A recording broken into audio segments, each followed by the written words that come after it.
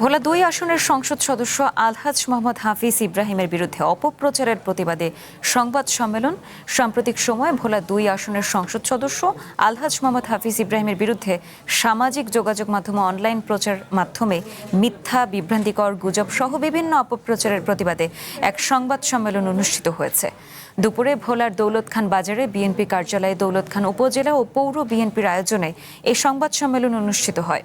সংবাদ সম্মেলনে সংশ্লিষ্ট নেতারা ও স্থানীয় ব্যক্তিবর্গ উপস্থিত থেকে এমপি হাফিজ ইব্রাহিমের বিরুদ্ধে চলমান অপপ্রচারের তীব্র নিন্দা জানান এবং এই ধরনের বিভ্রান্তিকর তথ্য ছড়ানো থেকে বিরত থাকার আহ্বান জানান।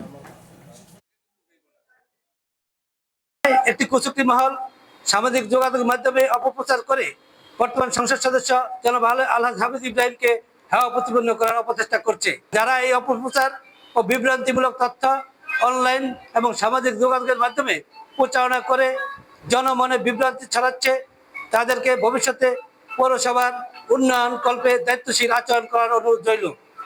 অন্যথায় এখন আচরণের প্রেক্ষিতে যথাযথ আইনগত পদক্ষেপ গ্রহণ ছাড়া বিকল্প পথ থাকবে না।